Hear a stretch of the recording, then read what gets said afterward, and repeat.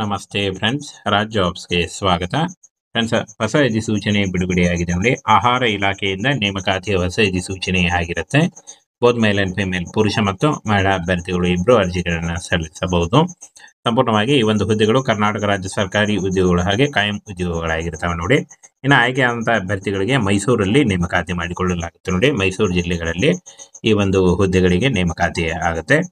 ಹಾಗೇನ friends, ಇಲ್ಲಿ ಕಾಣಿಸ್ತಾ ಇದೆ ನೋಡಿ, ಪ್ರಾಜೆಕ್ಟ್ ಅಸೋಸಿಯೇಟ್ ಮತ್ತು ಪ್ರಾಜೆಕ್ಟ್ ಅಸಿಸ್ಟೆಂಟು. ಇನ್ನು ಫ್ರೆಂಡ್ಸ್ ನೋಡಿ, ಇನ್ನೂ ಹಲವು ಹುದ್ದೆಗಳಿದ್ದಾವೆ. ಈ ಒಂದು ಹುದ್ದೆಗಳಿಗೆ ಹೊಸ ಅಧಿಸೂಚನೆ ಆಗಿರುತ್ತೆ. ಹಾಗೆ ಈ ಒಂದು ನೋಟಿಫಿಕೇಶನ್ ಬೇಕಾದಲ್ಲಿ ನಮ್ಮ ಟೆಲಿಗ್ರಾಮ್ ಚಾನಲ್ ಇರುತ್ತೆ ನೋಡಿ, ಅಲ್ಲಿ ಹೋಗಿ ಡೌನ್ಲೋಡ್ ಮಾಡಿಕೊಂಡು ಇನ್ನೂ ಹೆಚ್ಚಿನ ಮಾಹಿತಿಯನ್ನು ನೀವು ತಿಳ್ಕೊಳ್ಬೋದು.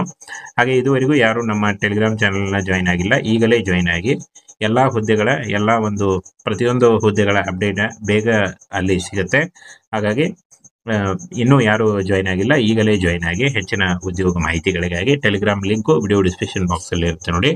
ಬನ್ನಿ, ಇದರ ಬಗ್ಗೆ ಇನ್ನೂ ಮಾಹಿತಿಯನ್ನು ತಿಳಿಸ್ಕೊಡ್ತೀನಿ. ಇಲ್ಲಿ ಕಾಣಿಸ್ತಾ ಇದೆ ನೋಡಿ, ಆಹಾರ ಇಲಾಖೆಯಿಂದ, ಕರ್ನಾಟಕ ಆಹಾರ ಇಲಾಖೆಯಿಂದ ನೇಮಕಾತಿಯಾಗಿರುತ್ತೆ. ಪ್ರಾಜೆಕ್ಟ್ ಅಸಿಸ್ಟೆಂಟ್ ಮತ್ತು ಅಸೋಸಿಯೇಟ್ ಹುದ್ದೆಗಳಿಗೆ ನೇಮಕಾತಿ ನಡೀತಾ ಇದೆ ನೋಡಿ. ಆನ್ಲೈನ್ ಮೂಲಕ ಅಫಿಷಿಯಲ್ ವೆಬ್ಸೈಟ್ಗೆ ಹೋಗಿ ನಿಮ್ಮ ಅರ್ಜಿಗಳನ್ನ ಸಲ್ಲಿಸಬೇಕಾಗುತ್ತೆ ನೋಡಿ. ಈ ಒಂದು ಅಫಿಷಿಯಲ್ ವೆಬ್ಸೈಟ್ ಆಗಿರುತ್ತೆ. ಇದರ ಲಿಂಕ್ ಅನ್ನ ವಿಡಿಯೋ ನೀವು ಡೈರೆಕ್ಟ್ ಆಗಿ ಅರ್ಜಿಗಳನ್ನ ಸಲ್ಲಿಸಬಹುದಾಗಿರುತ್ತೆ.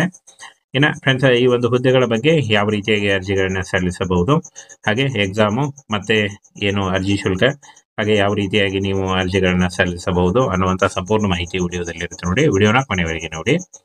ಇಲ್ಲಿ ಕಾಣಿಸ್ತಾ ಇದೆ ನೋಡಿ, ಕೇಂದ್ರೀಯ ಆಹಾರ ಮತ್ತು ತಾಂತ್ರಿಕ ಸಂಶೋಧನಾ ಕೇಂದ್ರ ಆಹಾರ ಇಲಾಖೆಯಿಂದ ನೇಮಕಾತಿ ಆಗಿರುತ್ತೆ. ಉದ್ಯೋಗ ಸ್ಥಳ ನೋಡಿ, ಮೈಸೂರು, ಕರ್ನಾಟಕ, ಮೈಸೂರಿನಲ್ಲಿ ಉದ್ಯೋಗ ಸ್ಥಳ ಆಗಿರುತ್ತೆ. ಆಯ್ಕೆಯಾದಂತಹ ಅಭ್ಯರ್ಥಿಗಳಿಗೆ ಇಲ್ಲಿ ಪೋಸ್ಟಿಂಗ್ ಅನ್ನು ಮಾಡಲಾಗುತ್ತೆ. ಹುದ್ದೆಗಳ ಹೆಸರು ಪ್ರಾಜೆಕ್ಟ್ ಅಸಿಸ್ಟೆಂಟ್ ಮತ್ತು ಅಸೋಸಿಯೇಟ್ ಹುದ್ದೆಗಳಾಗಿರ್ತವೆ. ಇನ್ನು ಈ ಒಂದು ಹುದ್ದೆಗಳಿಗೆ 20,000ದಿಂದ 31,000ವರೆಗೂ ಪರ್ ಮಂತ್ ಸ್ಯಾಲರಿ ಆಗಿರುತ್ತೆ ನೋಡಿ. ಇದು ಜಾಸ್ತಿ ಕೂಡ ಆಗ್ತಾ ಹೋಗುತ್ತೆ. ಹಾಗೆ ನಿಮಗೆ TADA ಕೂಡ ಸಿಗುತ್ತೆ. ಇನ್ನು ಪೋಸ್ಟ್ ಹೆಸರು, ಪೋಸ್ಟ್ಗಳ ಸಂಖ್ಯೆ ಮತ್ತು ಅರ್ಹತೆ ನೋಡಿ. ಪ್ರಾಜೆಕ್ಟ್ ಅಸೋಸಿಯೇಟ್ ಒಂದು ಹುದ್ದೆ ಇದೆ. ಸ್ನಾತಕೋತ್ತರ ಪದವಿ ಕೇಳಿದ್ದಾರೆ ನೋಡಿ. ಯಾರಾದರೂ ಏನು ಸ್ನಾತಕೋತ್ತರ ಪದವಿಯನ್ನು ಮಾಡಿದರೆ ನೀವು ಅರ್ಜಿಗಳನ್ನ ಸಲ್ಲಿಸಬಹುದು. ಇನ್ನು ಮುಂದಿನ ಹುದ್ದೆ ನೋಡಿ, ಯೋಜನಾ ಸಹಾಯಕ ಒಂದು ಹುದ್ದೆ ಇದೆ. ಡಿಪ್ಲೊಮಾ ಅಥವಾ BE ಕೇಳಿದ್ದಾರೆ ನೋಡಿ. ಡಿಪ್ಲೊಮಾ, BE ಅಥವಾ PUC ಮಾಡಿದಂಥ ಅಭ್ಯರ್ಥಿಗಳು ಕೂಡ ಯೋಜನಾ ಸಹಾಯಕ ಹುದ್ದೆಗಳಿಗೆ ನೀವು ಅರ್ಜಿಗಳನ್ನ ಸಲ್ಲಿಸಬಹುದು. ಇನ್ನು ಫ್ರೆಂಡ್ಸ್, ಈ ಒಂದು ಹುದ್ದೆಗಳಿಗೆ ಏನು ಒಂದು ವಯೋಮಿತಿ ಬೇಕು ಅಂತ ನೋಡೋದಾದ್ರೆ ಇಲ್ಲಿ ನೋಡಿ, 35 ವರ್ಷದ ಒಳಗಿನವರು ಈ ಒಂದು ಹುದ್ದೆಗಳಿಗೆ ಅರ್ಜಿಗಳನ್ನ ಸಲ್ಲಿಸಬಹುದು.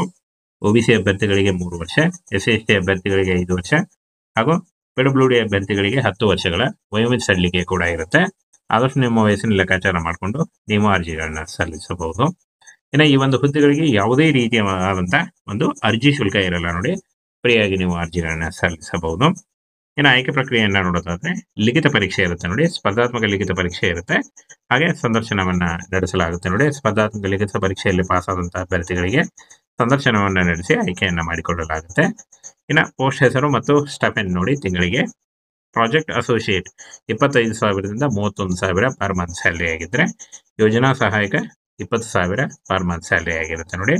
ಇನ್ನು ಪ್ರಮುಖ ದಿನಾಂಕಗಳನ್ನು ನೋಡೋದಾದ್ರೆ 5 ಆಗಸ್ಟ್ 2025ರಿಂದ ಅರ್ಜಿ ಸಲ್ಲಿಕೆ ಶುರುವಾದರೆ 11 ಆಗಸ್ಟ್ 2025 ಅರ್ಜಿ ಸಲ್ಲಿಸಲಿಕ್ಕೂ ಕೊನೆಯ ದಿನಾಂಕ ಆಗಿರುತ್ತೆ ನೋಡಿ.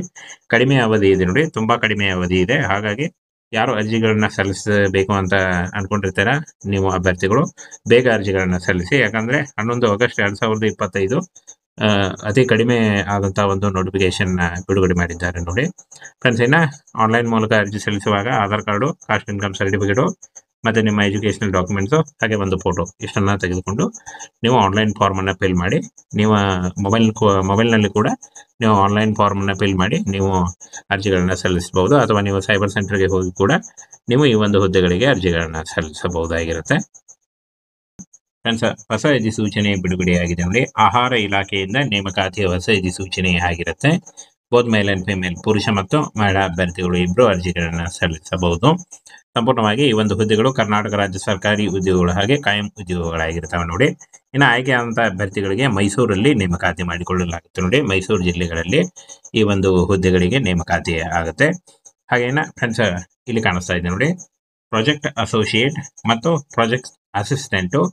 ಇನ್ನು ಫ್ರೆಂಡ್ಸ್ ನೋಡಿ, ಇನ್ನೂ ಹಲವು ಹುದ್ದೆಗಳಿದ್ದಾವೆ. ಈ ಒಂದು ಹುದ್ದೆಗಳಿಗೆ ಹೊಸ ಸೂಚನೆ ಆಗಿರುತ್ತೆ. ಹಾಗೆ ಈ ಒಂದು ನೋಟಿಫಿಕೇಶನ್ ಬೇಕಾದಲ್ಲಿ ನಮ್ಮ ಟೆಲಿಗ್ರಾಮ್ ಚಾನಲ್ ಇರುತ್ತೆ ನೋಡಿ, ಅಲ್ಲಿ ಹೋಗಿ ಡೌನ್ಲೋಡ್ ಮಾಡಿಕೊಂಡು ಇನ್ನೂ ಹೆಚ್ಚಿನ ಮಾಹಿತಿಯನ್ನು ನೀವು ತಿಳ್ಕೊಳ್ಬೋದು. ಹಾಗೆ ಇದುವರೆಗೂ ಯಾರು ನಮ್ಮ ಟೆಲಿಗ್ರಾಮ್ ಚಾನಲ್ನ ಜಾಯ್ನ್ ಆಗಿಲ್ಲ, ಈಗಲೇ ಜಾಯ್ನ್ ಆಗಿ ಎಲ್ಲ ಹುದ್ದೆಗಳ ಪ್ರತಿಯೊಂದು ಹುದ್ದೆಗಳ ಅಪ್ಡೇಟ್ ಬೇಗ ಅಲ್ಲಿ ಸಿಗುತ್ತೆ. ಹಾಗಾಗಿ ಇನ್ನೂ ಯಾರು ಜಾಯ್ನ್ ಆಗಿಲ್ಲ, ಈಗಲೇ ಜಾಯ್ನ್ ಆಗಿ ಹೆಚ್ಚಿನ ಉದ್ಯೋಗ ಮಾಹಿತಿಗಳಿಗಾಗಿ ಟೆಲಿಗ್ರಾಮ್ ಲಿಂಕು ವಿಡಿಯೋ ಡಿಸ್ಕ್ರಿಪ್ಷನ್ ಬಾಕ್ಸಲ್ಲಿ ಇರುತ್ತೆ ನೋಡಿ. ಬನ್ನಿ ಇದರ ಬಗ್ಗೆ ಇನ್ನೂ ಮಾಹಿತಿಯನ್ನು ತಿಳಿಸ್ಕೊಡ್ತೀನಿ.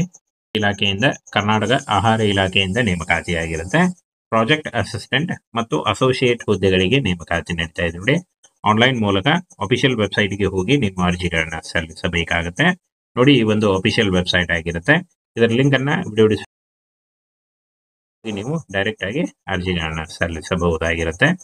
ಇನ್ನು ಫ್ರೆಂಡ್ಸ್, ಈ ಒಂದು ಹುದ್ದೆಗಳ ಬಗ್ಗೆ ಯಾವ ರೀತಿಯಾಗಿ ಅರ್ಜಿಗಳನ್ನ ಸಲ್ಲಿಸಬಹುದು, ಹಾಗೆ ಎಕ್ಸಾಮು ಮತ್ತೆ ಏನು ಅರ್ಜಿ ಶುಲ್ಕ, ಹಾಗೆ ಯಾವ ರೀತಿಯಾಗಿ ನೀವು ಅರ್ಜಿಗಳನ್ನ ಸಲ್ಲಿಸಬಹುದು ಅನ್ನುವಂಥ ಸಂಪೂರ್ಣ ಮಾಹಿತಿ ವಿಡಿಯೋದಲ್ಲಿರುತ್ತೆ ನೋಡಿ. ವಿಡಿಯೋನ ಕೊನೆವರೆಗೆ ನೋಡಿ.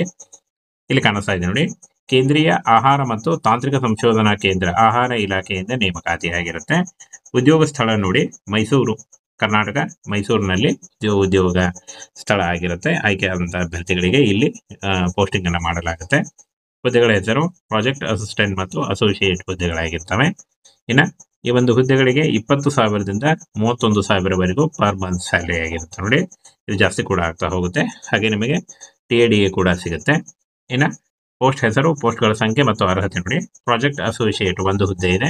ಸ್ನಾತಕೋತ್ತರ ಪದವಿ ಕೇಳಿದ್ದಾರೆ ನೋಡಿ. ಯಾರಾದರೂ ಏನು ಸ್ನಾತಕೋತ್ತರ ಪದವಿಯನ್ನು ಮಾಡಿದರೆ ನೀವು ಅರ್ಜಿಗಳನ್ನ ಸಲ್ಲಿಸಬಹುದು. ಇನ್ನು ಮುಂದಿನ ಹುದ್ದೆ ನೋಡಿ, ಯೋಜನಾ ಸಹಾಯಕ ಒಂದು ಹುದ್ದೆ ಇದೆ. ಡಿಪ್ಲೊಮಾ ಅಥವಾ BE ಕೇಳಿದ್ದಾರೆ ನೋಡಿ. ಡಿಪ್ಲೊಮಾ, BE ಅಥವಾ PUC ಮಾಡಿದಂಥ ಅಭ್ಯರ್ಥಿಗಳು ಕೂಡ ಯೋಜನಾ ಸಹಾಯಕ ಹುದ್ದೆಗಳಿಗೆ ನೀವು ಅರ್ಜಿಗಳನ್ನ ಸಲ್ಲಿಸಬಹುದು.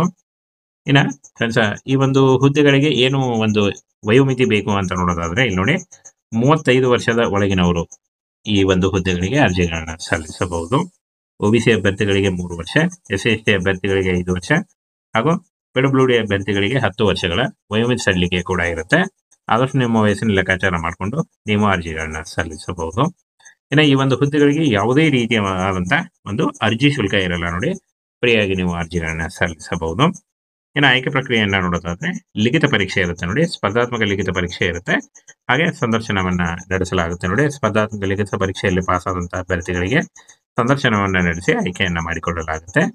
ಇನ್ನು ಪೋಸ್ಟ್ ಹೆಸರು ಮತ್ತು ಸ್ಟೈಪೆಂಡ್ ನೋಡಿ. ತಿಂಗಳಿಗೆ ಪ್ರಾಜೆಕ್ಟ್ ಅಸೋಸಿಯೇಟ್ 25,000ದಿಂದ 31,000 ಪರ್ ಮಂತ್ ಸ್ಯಾಲರಿ ಆಗಿದ್ರೆ, ಯೋಜನಾ ಸಹಾಯಕ 20,000 ಪರ್ ಮಂತ್ ಸ್ಯಾಲರಿ ಆಗಿರುತ್ತೆ ನೋಡಿ. ಇನ್ನು ಪ್ರಮುಖ ದಿನಾಂಕಗಳನ್ನು ನೋಡೋದಾದ್ರೆ 5 ಆಗಸ್ಟ್ 2025ರಿಂದ ಅರ್ಜಿ ಸಲ್ಲಿಕೆ ಶುರುವಾದರೆ 11 ಆಗಸ್ಟ್ 2025 ಅರ್ಜಿ ಸಲ್ಲಿಸಲಿಕ್ಕೂ ಕೊನೆಯ ದಿನಾಂಕ ಆಗಿರುತ್ತೆ ನೋಡಿ. ಕಡಿಮೆ ಅವಧಿ ಇದೆ ನೋಡಿ, ತುಂಬಾ ಕಡಿಮೆ ಅವಧಿ ಇದೆ. ಹಾಗಾಗಿ ಯಾರು ಅರ್ಜಿಗಳನ್ನ ಸಲ್ಲಿಸಬೇಕು ಅಂತ ಅನ್ಕೊಂಡಿರ್ತಾರ ನೀವು ಅಭ್ಯರ್ಥಿಗಳು ಬೇಗ ಅರ್ಜಿಗಳನ್ನ ಸಲ್ಲಿಸಿ. ಯಾಕಂದ್ರೆ 11 ಆಗಸ್ಟ್ 2025 ಅತಿ ಕಡಿಮೆ ಆದಂತಹ ಒಂದು ನೋಟಿಫಿಕೇಶನ್ ಬಿಡುಗಡೆ ಮಾಡಿದ್ದಾರೆ ನೋಡಿ. ಫ್ರೆಂಡ್ಸ್, ಇನ್ನು ಆನ್ಲೈನ್ ಮೂಲಕ ಅರ್ಜಿ ಸಲ್ಲಿಸುವಾಗ Aadhaar card, caste income certificate ಮತ್ತು ನಿಮ್ಮ ಎಜುಕೇಷನಲ್ ಡಾಕ್ಯುಮೆಂಟ್ಸು ಹಾಗೆ ಒಂದು ಫೋಟೋ ಇಷ್ಟನ್ನು ತೆಗೆದುಕೊಂಡು ನೀವು ಆನ್ಲೈನ್ ಫಾರ್ಮನ್ನು ಫಿಲ್ ಮಾಡಿ, ನೀವು ಮೊಬೈಲ್ನಲ್ಲಿ ಕೂಡ ನೀವು ಆನ್ಲೈನ್ ಫಾರ್ಮನ್ನು ಫಿಲ್ ಮಾಡಿ ನೀವು ಅರ್ಜಿಗಳನ್ನ ಸಲ್ಲಿಸಬಹುದು. ಅಥವಾ ನೀವು ಸೈಬರ್ ಸೆಂಟರ್ಗೆ ಹೋಗಿ ಕೂಡ ನೀವು ಈ ಒಂದು ಹುದ್ದೆಗಳಿಗೆ ಅರ್ಜಿಗಳನ್ನ ಸಲ್ಲಿಸಬಹುದಾಗಿರುತ್ತೆ.